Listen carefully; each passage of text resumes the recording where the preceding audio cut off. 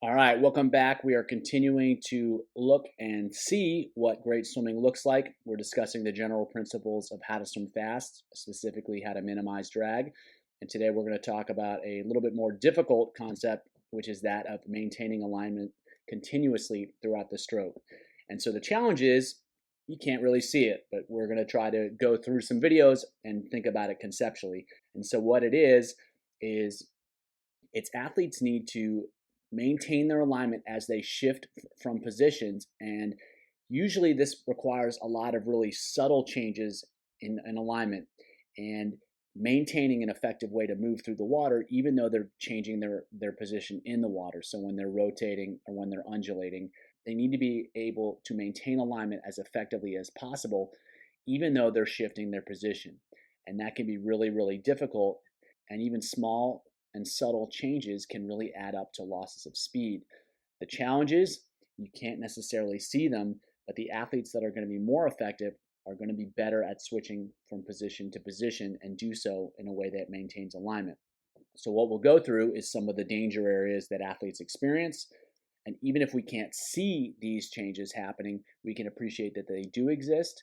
And with an understanding of what is happening, whether we can see it or not, we can start to design strategies to actually make a change. So we'll start with breaststroke here. And you can see this really great straight alignment. The challenge is maintaining as much of that alignment and maintaining really subtle adjustments in that alignment through the breath and then back into the position. And so there's going to be a lot of different slight, subtle opportunities to make errors and then therefore opportunities to make corrections. And so while it's obvious that the breath needs to stay relatively low in order to facilitate alignment, how athletes get to the breath matters as well.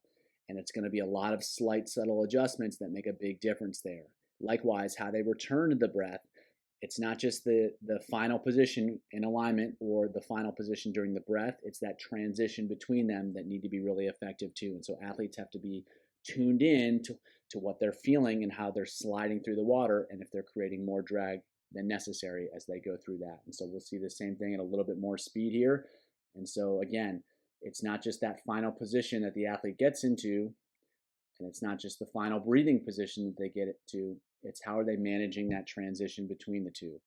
And there's going to be small losses in speed when that transition is not managed as well as it could be. The challenge is you can't necessarily see them, but if we use the right strategies, hopefully athletes can learn to feel them. One more example here with breaststroke. So again, good alignment, but they've got to transition out of alignment and they've got to transition back into alignment, and there's a lot of opportunity to have small errors that add up to big losses in speed. So same concept here with fly as with breaststroke. They're in that aligned position and then they've got to come out of that aligned position, and that transition from alignment to breathing is what's going to be really key for minimizing the drag. And so if the athlete comes up a little bit too soon, or they come up at a little bit too sharp of an angle, or they got dived down too soon and they dive down to too sharp of an angle, or they delay it a little bit, even fractions of a second, which may not be visible to you, are going to have a negative impact on speed. And so it's important to appreciate these changes because a lot of times athletes that move through the water more effectively aren't doing one thing a lot better than someone else. They're doing a lot of little things better than someone else. And so being aware of this, then we can start to design interventions that help athletes learn how to manage these skills a little bit better. But the transition to the breath here, and then the transition back out of the breath, there's going to be a lot of opportunity to do things well, and then opportunity to do things with less effectiveness. So same concept here, just a different race. Same concept here with backstroke. We're now just dealing with rotational changes as opposed to undulatory changes. So it's the same idea, it's just going to be a different movement. And so when the athlete goes from side to side, they need to make sure that they're doing so in a way that's smooth and they're not losing any of that alignment, even if it's subtle, even if it's temporary. And these changes may be very, very small, but they can still have an impact on speed.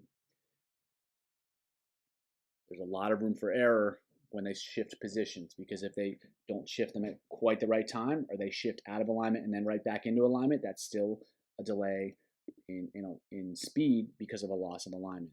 And so same thing here. And it could be that their hips drop because they're rotating. It could be anything. It could be that the hips move out of.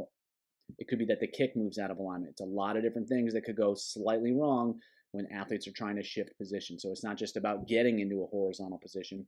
It's about managing that as athletes move from side to side to side.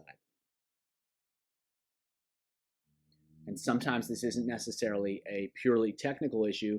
It may be also a range of motion issue or a stability issue. They may not have the strength to maintain their positions, or they might not have the mobility to maintain their positions in the way that would be ideal.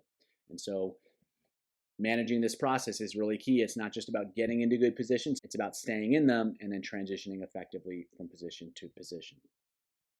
As with backstroke, freestylers need to manage this positional change with their rotation. As they shift side to side, they need to make sure that they're not rising up.